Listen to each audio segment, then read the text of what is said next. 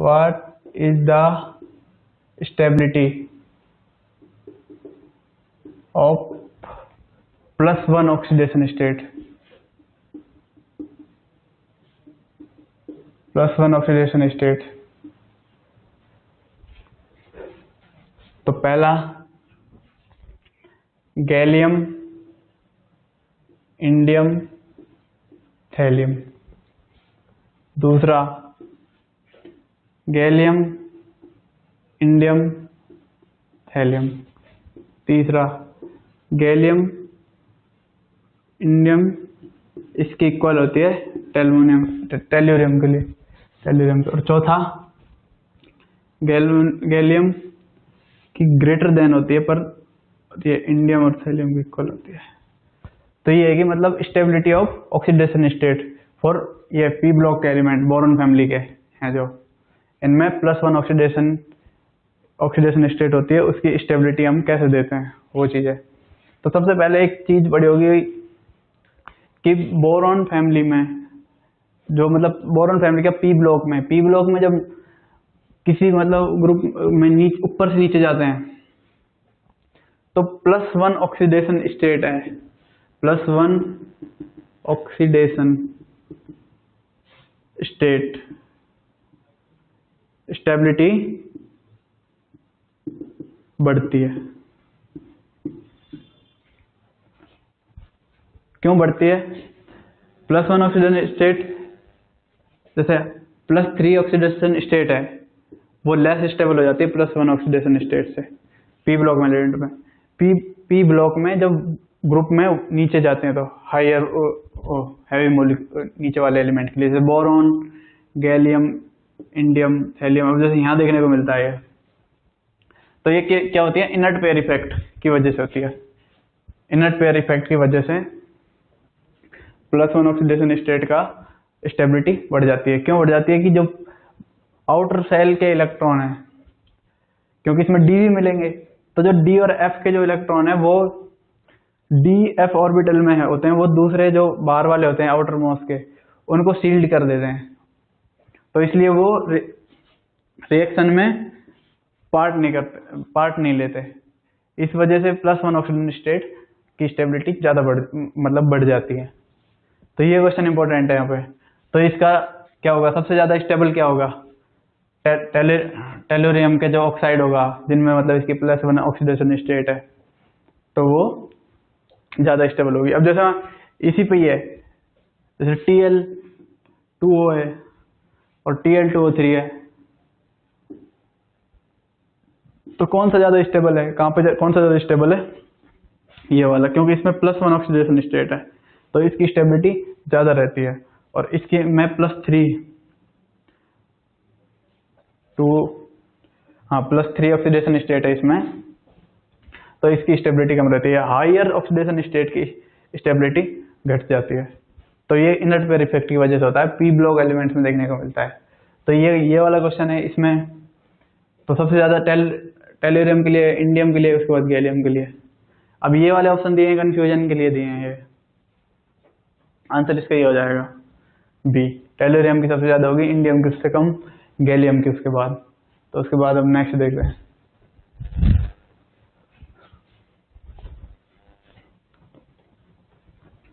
ये क्वेश्चन था जो ये मतलब पी ब्लॉक के ऑक्सीडेशन स्टेट का, ये मतलब काफी अच्छा है, ये मतलब पूछा जाता है इसमें क्वेश्चन।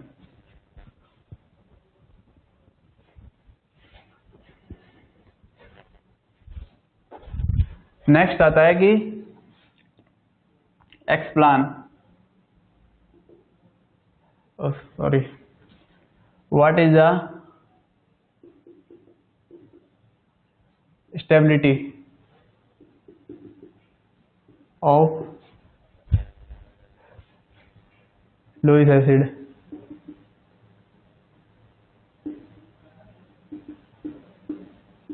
जो दिए गए नीचे ऑप्शन में। तो पहला एक जो Bi3 होता है, BBr, BCl3 और BF3। दूसरा BF3 greater than BCl3, BBr3, BI3। तीसरा ऑप्शन है कि PF3 greater than BCl3 but BBr3, BI3। चौथा ऑप्शन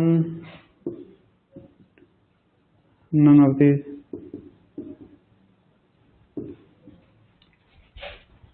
तो इसमें क्या देख रहे हैं, इनकी लुईस एसिडिटी का वो देखते हैं इनके लिए। तो सबसे पहले बात देखते हैं कि जो BF3 है, BF3 में यहाँ पे फ्लोरीन है, यहाँ पे BCl3 में ये क्लोरीन है, साइज बढ़ता जा रहा है इसका और इलेक्ट्रोनेगेटिविटी भी घटती जा रही है। ये BR है और ये BI3 है।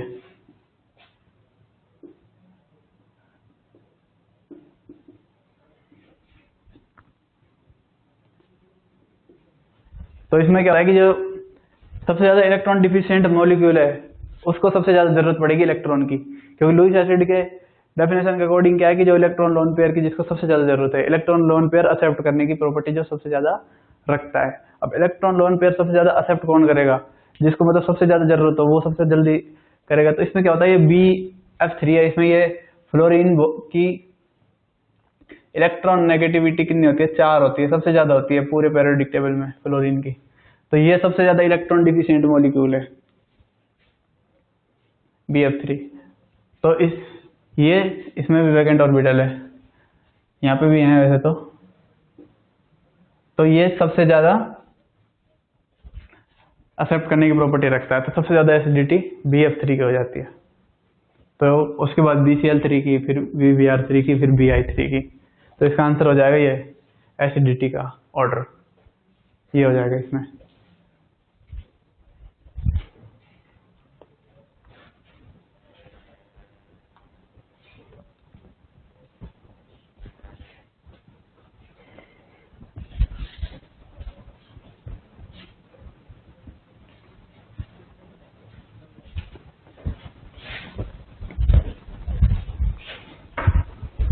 उसके बाद जो नेक्स्ट आता है वो है कि what is the product after heating the borax. Borax को हीट करने के बाद में क्या मिलता है, तो NaOH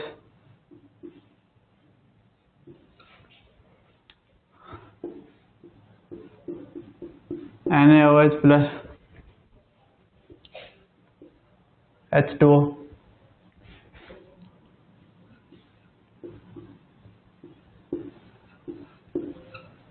सोडियम मेटाबोरेट और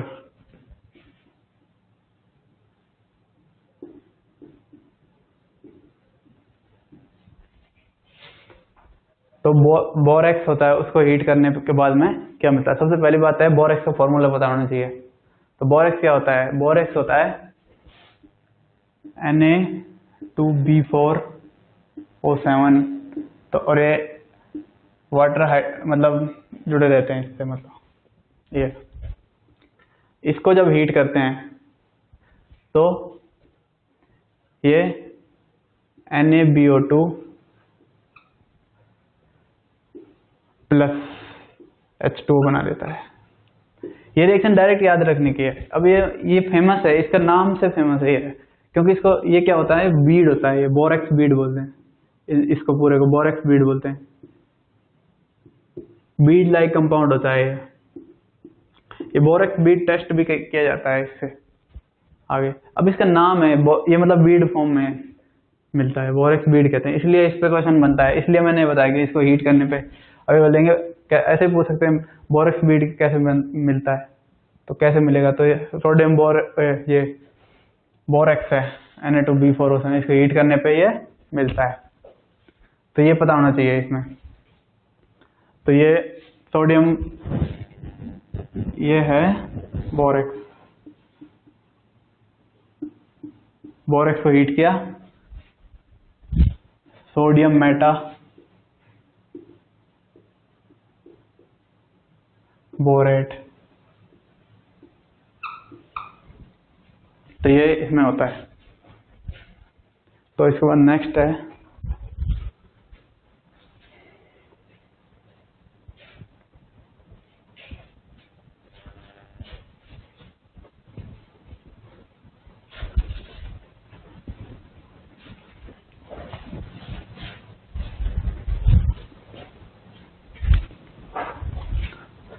नेक्स्ट क्वेश्चन है कि जो BF3 है, ये थोड़ा वैसा सब्जेक्टिव क्वेश्चन है। BF3 has low bond length, low bond length compare then BF4 minus.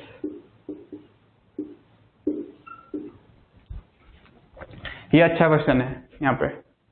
तो ये BF3 की जो बॉन्ड लेंथ होती है, अब जैसे BF4 है, BF4 में तो कुछ नहीं है, जो है स्ट्रक्चर ठीक है। BF4, अब जैसे BF3 है, BF3 मैंने बताया ये वैकेंट ऑर्बिटल है, ये वैकेंट ऑर्बिटल है।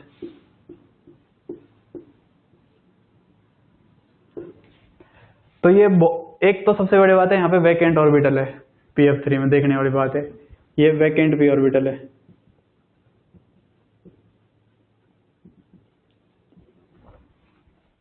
दूसरी, ये मतलब वैकेंट p ऑर्बिटल तो है ही, मतलब इसके पास इलेक्ट्रॉन की कमी है।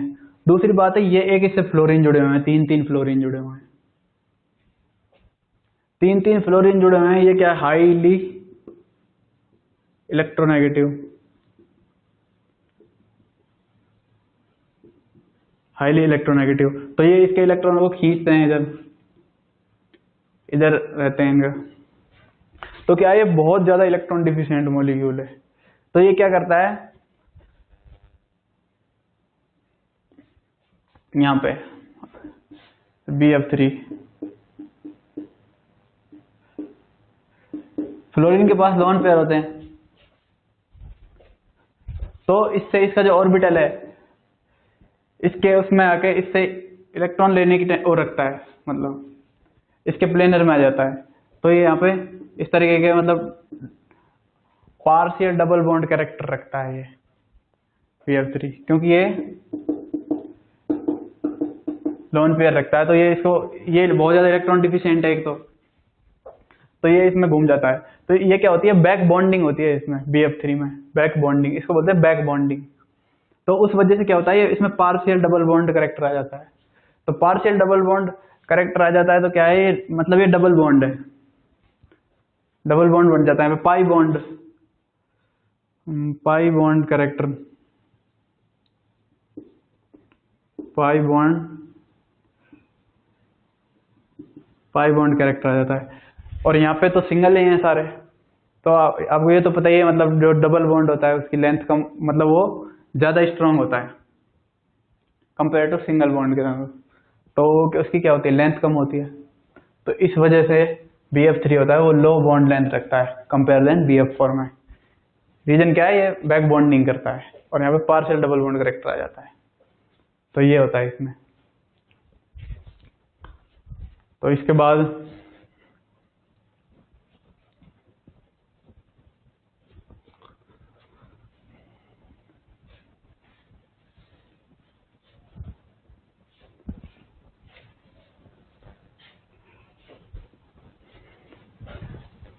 है, ये तो जो याद रखने की चीजें मैं बता रहा हूँ। Write the method of formation of डाइबोरिन।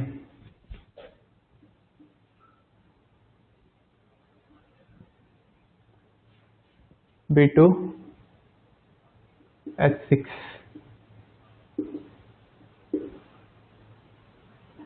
Any one method, कोई सा भी।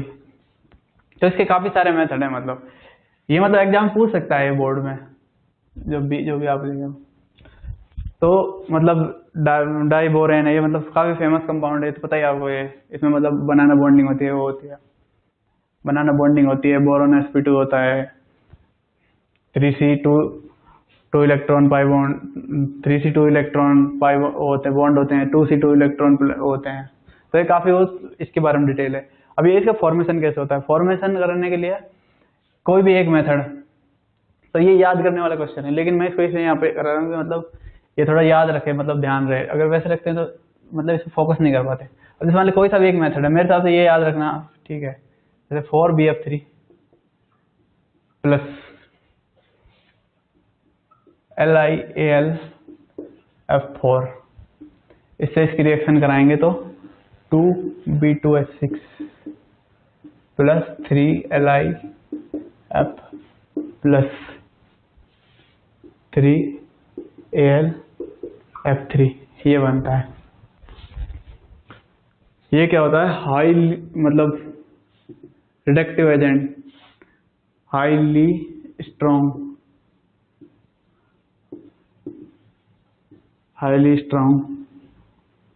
Reductive agent. ये मतलब हर चीज का रिडक्शन कर देता है ये, मतलब ऑर्गेनिक केमिस्ट्री में आएगा ये। लिथियम एल्युमिनियम फ्लोराइड, तो ये B2H6 बन गया। तो ये डाइबोरेन होता है। तो ये मेथड याद रखना चाहिए। और ये LiF, ये AlF3, तो ये हो जाता है इसमें। ये याद रख लेना, वैसे ये है।